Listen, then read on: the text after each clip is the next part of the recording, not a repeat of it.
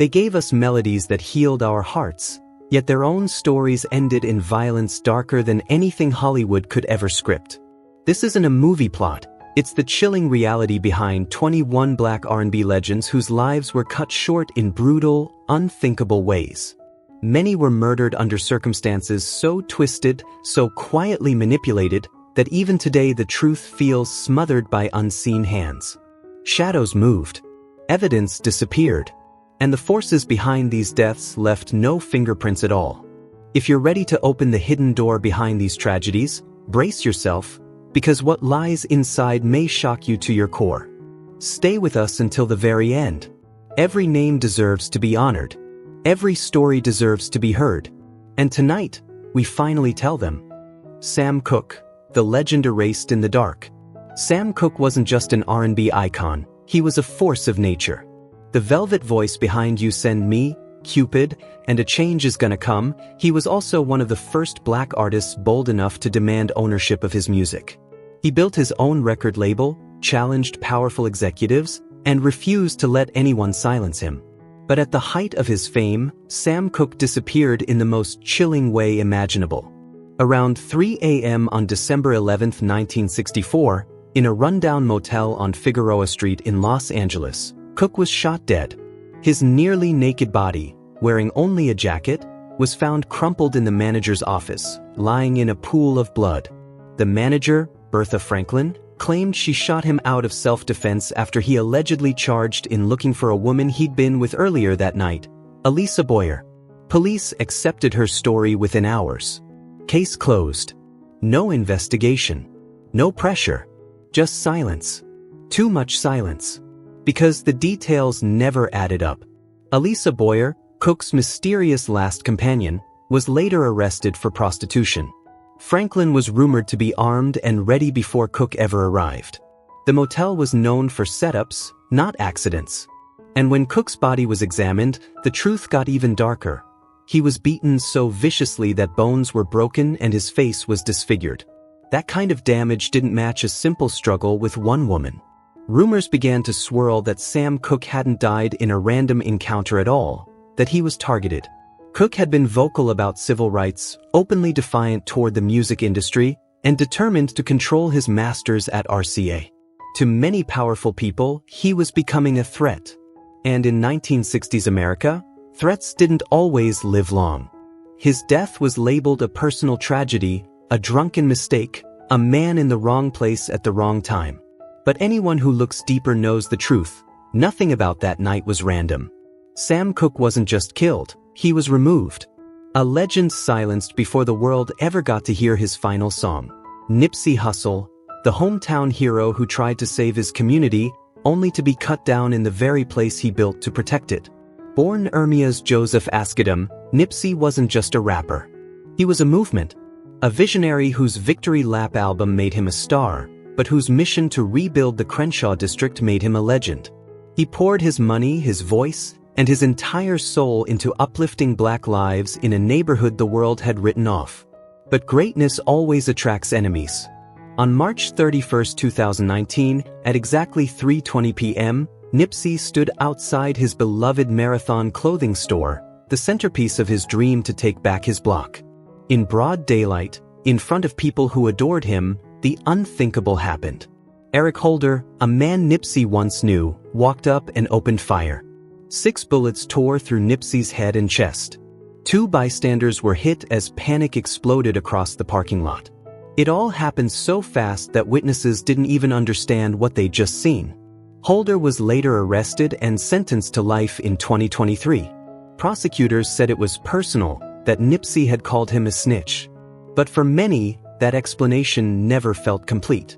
Because behind the scenes, Nipsey was fighting a much bigger war.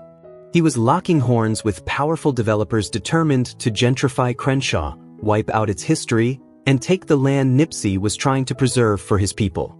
There were quiet meetings, hidden money, and major interests who saw Nipsey not as an artist, but as an obstacle.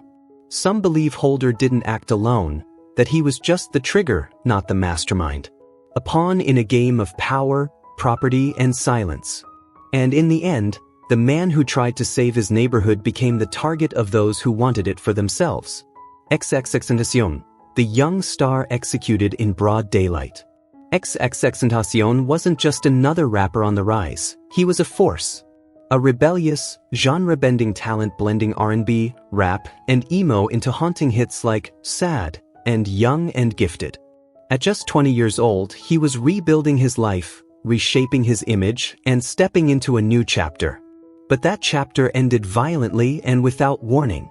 On June 18, 2018, around 4 p.m., at Riva Motorsports in Deerfield Beach, South Florida, a place that should have been safe, everything changed.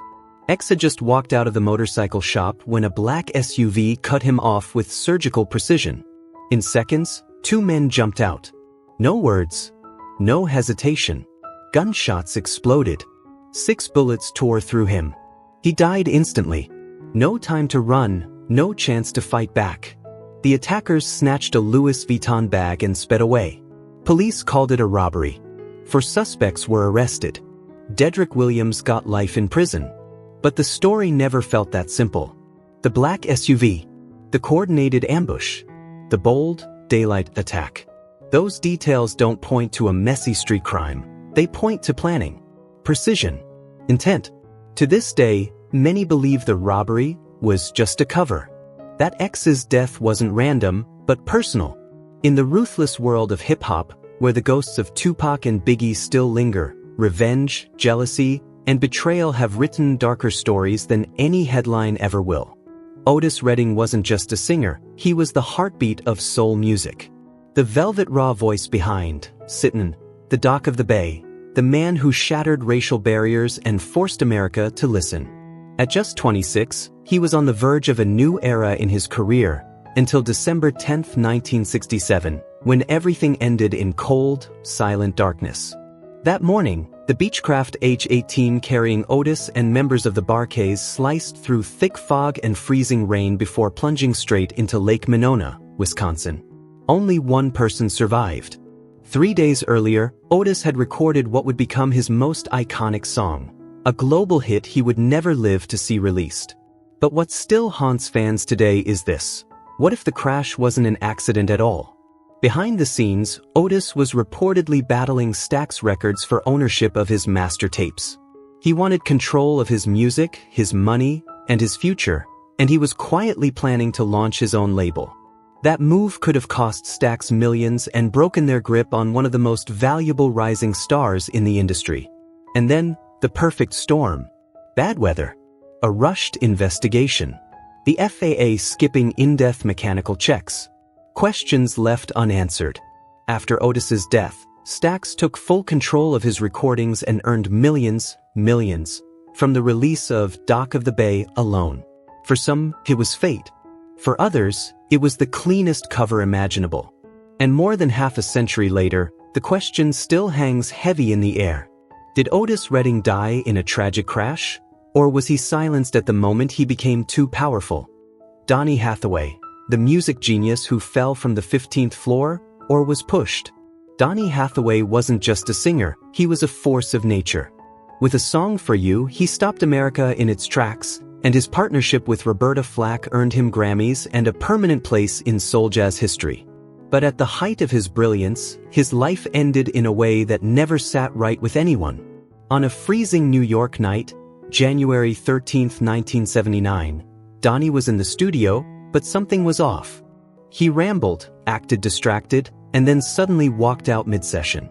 Hours later, he was found on the sidewalk outside the Essex House Hotel. The window of his 15th floor room stood wide open. Police ruled it a simple fall. Case closed. But for those who knew him, nothing about that night was simple. His death was too quiet, too sudden, too convenient. Whispers spread through the industry. Donny had reportedly been preparing to sue Atlantic Records over lost song rights, a lawsuit that could have cost the label millions. His well-documented mental health struggles quickly became the perfect excuse to bury every doubt and shut down every question. The case was never reopened. The truth was never clarified. And to this day, many believe Donny Hathaway didn't just fall. He knew too much and paid the ultimate price. South Africa. aka a hip-hop titan assassinated in cold blood. Aka, born Kiernan Jared Forbes, wasn't just a rapper. He was one of South Africa's biggest stars, a boundary-pushing artist behind hits like Fella in Versace, and a fearless voice who called out corruption and injustice. His influence stretched far beyond music, and that's why his murder shook the entire continent. On February 10, 2023, just after 10 p.m., aka and his longtime friend Tebello, Tibbs, Matsoane stepped out of Wish Restaurant on Durban's busy Florida road. Seconds later, death walked out of the shadows. Two hooded gunmen approached with precision and unleashed a rapid spray of bullets. A textbook execution. Both men collapsed before they even had a chance to react. The killers vanished instantly. No argument, no warning, no hesitation. The security footage showed a hit carried out with military-like coordination. Investigators said the same thing everyone already knew: this wasn't random. AKA had made powerful enemies. From political figures he criticized publicly to feuds within the music industry. Rivalries, corruption, money, pride, the reasons were many. But the message was clear. Someone wanted his voice silenced. Central C, the young Caribbean voice silenced in a cold-blooded Freeport night. Sydney Wilson, better known as Lil Ses, was on the edge of becoming something new in Caribbean music, mixing R&B, reggae, and SOA into a sound that didn't exist anywhere else. He wasn't a global name yet, but he had that rare spark, the kind that could have shifted an entire scene. But on November 25, 2019, his rise ended before it even had the chance to begin. Late that night in Freeport, Trinidad and Tobago, a place where gunfire is as common as street noise, Lil Ses walked through the dark unaware that someone had already marked him for death.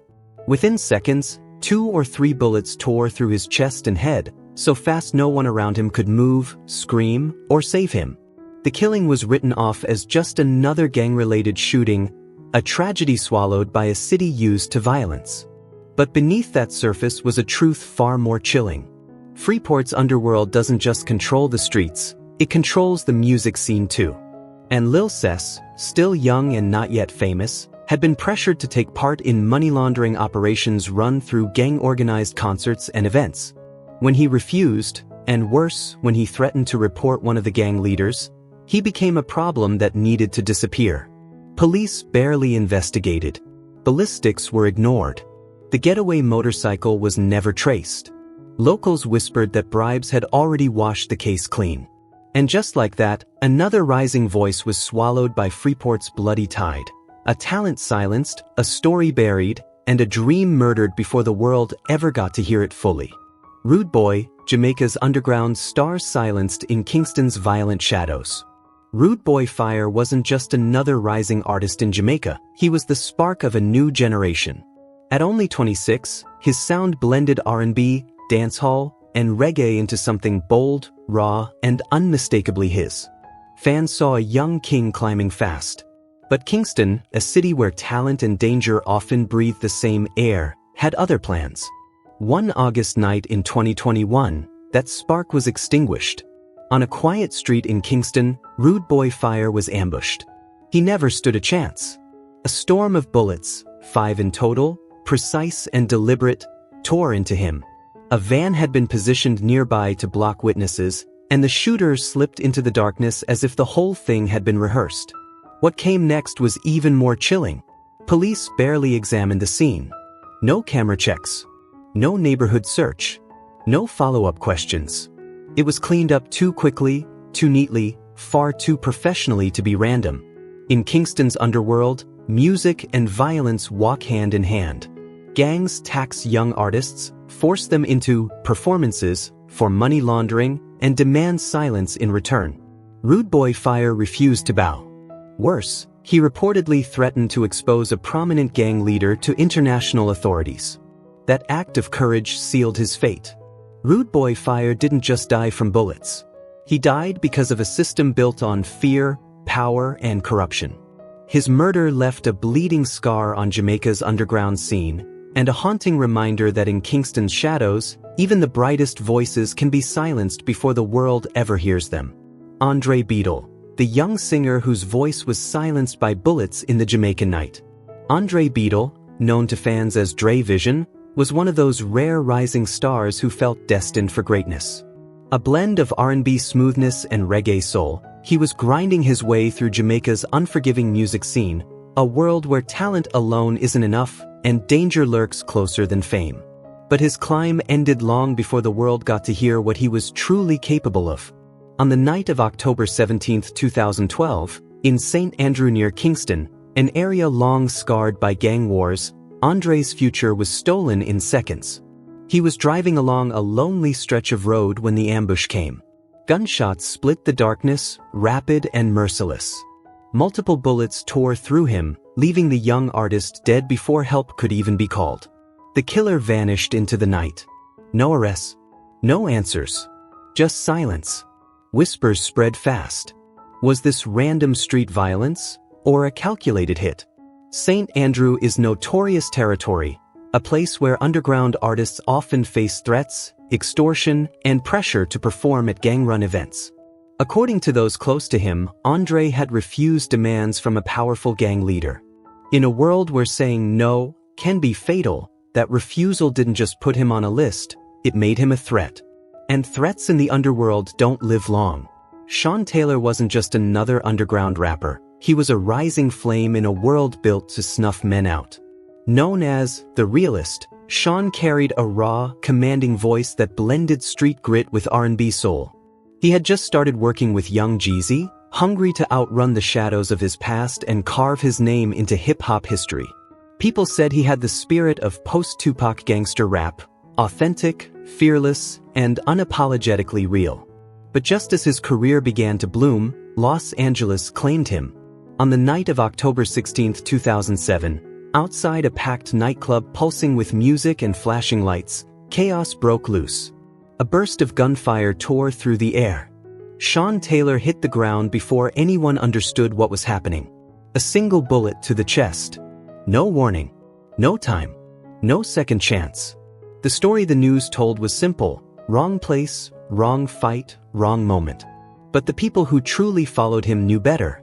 The underground scene in LA was boiling with jealousy and rivalry. When a newcomer like Taylor started drawing attention, especially with ties to Young Jeezy, envy turned dangerous. Whispers spread that a rival rapper had been tracking him for weeks. Someone in Sean's own circle may have leaked his location that night. A staged argument. A crowd pushed into confusion. And in the middle of the chaos, a gun pulled with perfect timing. One shot. One killer who vanished into the night. No arrests. No real investigation. No justice. The police moved on. The record label stayed quiet. The world forgot. But those who knew Sean Taylor, those who watched him fight his way up from nothing, they still believe this wasn't a random tragedy. It was a hit. Planned. Calculated. Hidden behind the fog of music, ego, and street politics. A bright flame, smothered before it ever had the chance to burn. Mobad, the young star whose life ended with a single injection and 1,000 unanswered questions. Mobad, born Ilirialua Loba, was one of Nigeria's brightest rising stars, a bold mix of rap, R&B, and Afrobeats whose breakout hit, KPK, Cooke, set social media on fire. At the height of his success, he shook the entire nation when he publicly accused his label, Marlian Music, of threats, assault, and exploitation. And then, shockingly, he was gone. On September 12, 2023, Mobad collapsed after receiving an injection from an unidentified nurse at a small private clinic in Lagos. Minutes later, he was unresponsive. He never woke up. His death was sudden, quiet, and chilling, leaving behind a young wife and an infant son who would never hear his voice again. But Nigerians refused to accept the silence. Protests filled the streets. Fans demanded answers. Yet the investigation stayed disturbingly still. No toxicology tests, no full autopsy, no transparent report. It felt less like an accident, and more like something deliberately swept under the rug. The strange details only fueled suspicion. Mobad had openly declared he was done being controlled. He wanted out. He wanted independence. And his rising fame meant he couldn't be bullied anymore. To some, that made him dangerous. Many believe Mobad wasn't just unlucky, that he was silenced, possibly with a heart-stopping drug, right when he dared to challenge a powerful system known for chewing up young artists and spitting them out. His death wasn't just a tragedy.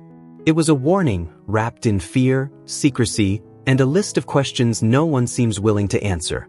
Papa Wemba, the music legend who collapsed on stage as the world watched, leaving behind whispers of poison and a truth too dangerous to speak aloud. Papa Wemba wasn't just a singer.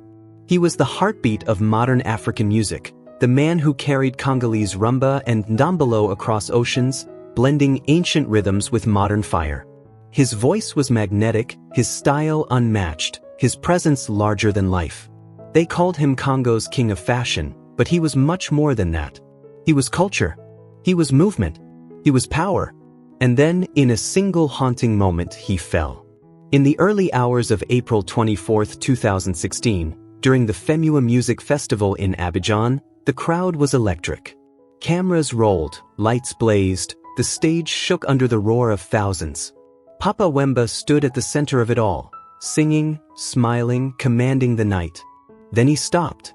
He leaned forward, lowered himself as if kneeling, and collapsed. The band kept playing. Fans kept cheering, thinking it was part of the performance, until medics sprinted onto the stage. By the time they reached him, the legend who moved a continent no longer had a heartbeat. He died there, under the spotlights, in the middle of applause that never got to finish. The official report cited sudden death, maybe exhaustion. But many didn't believe it. No known heart problems. No warning signs. Just hours earlier, he had been laughing, eating, and celebrating with friends, energetic, healthy, glowing. Then came the whispers. Behind closed doors, insiders claimed Papa Wemba had quietly supported an opposition movement in Congo, something powerful people did not appreciate. Some believe that during his routine pre-show drink, a tiny dose of strychnine was slipped in, a poison strong enough to stop a heart but subtle enough to leave almost no trace. There was no real investigation. No answers. Just a life cut short and a silence that felt intentional. What remained was a legend lying lifeless on the very stage that once made him immortal, and a truth so dangerous that no one dared to chase it. Aaliyah, a young music icon whose light was blown out of the sky in what many still believe was no simple accident. Aaliyah wasn't just rising, she was soaring. By the early 2000s, she was the unstoppable force of R&B, dominating the charts with Try Again and redefining the sound of a generation. Her blend of pop, hip-hop, and effortless cool made her a phenomenon. And just as Hollywood began opening its doors to her, tragedy struck in the most haunting way. On August 25, 2001, at roughly 7 p.m., Aaliyah had just wrapped filming the Rock the Boat music video on Abaco Island in the Bahamas. She and her team boarded a Cessna 402B for the flight back to the U.S. No one knew that within minutes, the sky would swallow their fate. Shortly after takeoff, the plane nosedived and exploded on impact. Aaliyah died instantly. She was only 22. The world mourned, but the deeper details were even more disturbing. Investigators found the plane was overloaded by more than 700 pounds. The pilot, Luis Morales, wasn't properly certified. And after the crash, toxicology reports revealed cocaine and alcohol in his system. How did one of the biggest labels in the world allow their top star to fly under such reckless conditions? Why were there no safety checks, no accountability, no answers? Behind the scenes, industry insiders whispered a darker possibility. This wasn't an accident. Rumors spread that Virgin Records feared losing their golden star. Aaliyah was reportedly preparing to leave the label and launch her own imprint, something that would have cost them millions. When local technicians warned that the plane was unsafe, someone allegedly insisted she board anyway. And in the days following her death, Virgin rushed to release her remaining music, earning tens of millions from a voice that could no longer speak for itself. The truth may forever lie hidden in the ashes of that shattered plane. But the questions refused to stay buried. Goldie Harvey, the star who never saw her sunrise. Goldie Harvey wasn't just another name in Nigeria's explosive music scene, she was the spark. A fearless blend of R&B, pop, and Afrobeats, her breakout hit, Don't Touch My Body, turned her into a nationwide sensation. Her bold fashion, unapologetic attitude, and global ambitions made it clear Goldie wasn't aiming to be a local star, she was coming for the world. But everything changed on one devastating Valentine's night. On February 14, 2013, Goldie returned home from the US, fresh off the Grammy red carpets and after-parties where she had been networking for the next big leap in her career. She landed in Lagos glowing, excited, and ready for what was coming next. But only hours later, she complained of a sudden headache. Nothing dramatic. Nothing alarming. Until she collapsed. She was rushed to the hospital in critical condition. Minutes later, she was gone. Officials blamed a stroke from a brain hemorrhage. But the timeline was too fast, too strange, too clean. Goldie had no major medical history. No toxicology tests were done. And within days, the case was wrapped up like nothing ever happened. But insiders in Nigeria's entertainment world whispered a different story. Some claimed Goldie had become a threat to a well-known female rival, someone furious that Goldie had received a coveted Grammy invitation she didn't.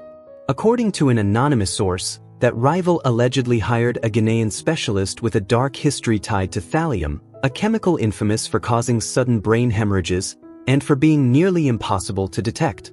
Nothing was ever proven. No suspect was named. No justice came. But Goldie's death, on Valentine's Day, right when her global breakthrough was finally within reach, still haunts Nigeria's music scene. The questions surrounding her final hours linger like a shadow. And the truth behind her mysterious end may never be uncovered. Mampintsha, the South African music powerhouse whose Christmas death still raises eyebrows. Mampintsha, one of the driving forces behind Big Nuz, wasn't just a performer, he was a cultural earthquake. A giant in South Africa's calm scene, he lit up dance floors with a sound that fused house, R&B, and hard street energy. When Big Nuz staged their big comeback, fans felt the old fire roaring back. A new chapter seemed ready to explode. But the story ended far too soon. On Christmas Eve, December 24, 2022, news spread like wildfire. Mampintsha had died in a Durban hospital. Days earlier, he suffered a minor stroke and was admitted for observation. Doctors said he was stable. His team thought he just needed rest. No one imagined danger was lurking. Then everything changed in minutes. His condition suddenly crashed. His heart stopped. The revival failed. And just like that, he was gone. His family was shattered. Fans across the country were speechless. And almost immediately, whispers started. There was no full autopsy. No toxicology tests. Medical documents reportedly missing. It didn't add up. Many people began to believe his death wasn't natural at all. A rumor pointed to a Durban music producer who had recently been cut out of a major deal with Mampintsha. The man was furious, well-connected, and wealthy.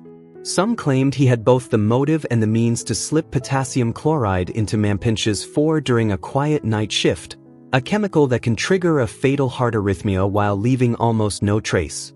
But no one investigated. The hospital rushed to label it heart failure from stroke complications. DJs close to the producer spread stories about Mampintsha's poor health and stress, muddying the truth even further. Bit by bit, the rumors died down, and the case was quietly buried. What remains is an uneasy silence, a legend lost in a cloud of unanswered questions, a cultural icon whose final moments still feel like a mystery no one wanted to solve. Ebony Reigns, Ghana's rising music queen, silenced in what many believe was a staged midnight tragedy. Ebony Reigns didn't just enter Ghana's music scene, she ignited it. With her electrifying blend of R&B, dancehall, and Afrobeats, she exploded into fame overnight. She was bold. She was rebellious. She was the feminist fire the industry didn't see coming. And just when the world was finally starting to look her way, everything ended.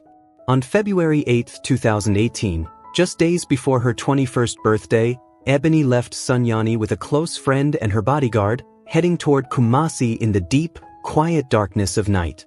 Somewhere near Nyambakere, a VIP bus suddenly swerved into their lane. The collision was violent, brutal, and final. No one in Ebony's Jeep survived. Police rushed in and wrapped the story quickly. An accident. No vehicle inspection. No airbag analysis. No serious questioning of the bus driver. The case was sealed before the truth could breathe. But the whispers never stopped. Ebony was on the verge of signing a major international deal, the kind that would make her the most powerful young artist in Ghana. Her meteoric rise rattled certain people, including a male artist who had been overshadowed by her success. Industry insiders claimed he vowed she wouldn't outshine him.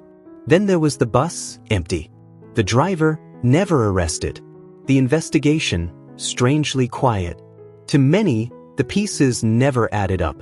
They believe Ebony Raines didn't die in a random crash. She died in a tragedy written long before her Jeep hit that road. A star rising too fast. A threat to the wrong people. A life ended before the world could see her fully shine.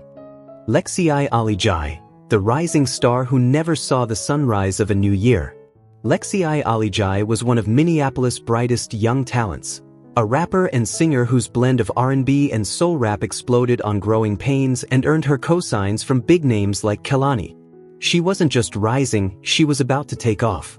But everything stopped on January 1, 2020. On New Year's Eve, XXXTentacion joined friends at a crowded Minneapolis party, laughing, celebrating, planning her next chapter. By morning, she was found unconscious, beyond saving. The official report called it an accidental overdose, fentanyl mixed with ethanol. But behind that clean, clinical explanation, the questions never stopped. Fentanyl is one of the deadliest drugs on the street, often slipped into substances without warning. And XXXTentacion? She didn't have a history of heavy drug use. So how did something this lethal end up in her system? No deep investigation into the party. No real scrutiny of where the drugs came from. No pressure on key witnesses. Only silence. Some attendees later whispered about a shady figure, someone who allegedly pressured XXXTentacion to try something new, promising a better high. A man who wanted to pull her deeper into chaos. But instead, he killed her. No one knows if that story is true. No one ever proved it. But what is true is this.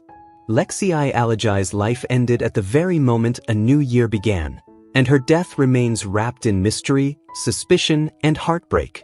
Costatich weeks before he was set to sign one of the biggest US label deals of his career, South Africa's rising star Costatich walked onto the Ultra Music Festival stage and never walked off again. Costatich, the hip-hop and amapiano phenom behind the global smash, Big Flexa, was becoming the face of a new South African wave. He dominated charts, packed festivals, and pulled millions of fans from every corner of the world. But on the night of March 11, 2023, in front of a roaring Johannesburg crowd, everything went brutally silent. Mid-performance, Costa staggered, then convulsed, and suddenly collapsed on stage. The moment lasted seconds, but for thousands watching, it felt like a nightmare unfolding in slow motion. He was rushed off, but nothing could save him. Before the age of 30, Costatich died on South Africa's biggest stage. The shock wasn't just the tragedy, it was how public and unexplainable it was. Officials quietly ruled it a stroke or exhaustion. But fans weren't buying it. Costa had no history of seizures, epilepsy, or medical red flags. And he died during a tightly choreographed show he had performed countless times. Then came the questions. Why were toxicology tests never done? Why did on-site medics push for a sudden death ruling so quickly? And why did police, understaffed, under pressure, and overshadowed by the powerful amapiano machine, stop digging? Behind the bright lights, amapiano is a cutthroat industry filled with rivals, politics, and power moves. And Costa's rising influence, plus a looming American label deal, may have put him in someone's crosshairs. Costatich's death isn't just a tragedy. It's a mystery, one tangled in the dark, competitive underbelly of amapiano, where fame shines bright but enemies move in the shadows. Jimi Hendrix, the guitar god who didn't get to finish his song. Jimi Hendrix wasn't just a musician, he was a supernatural force.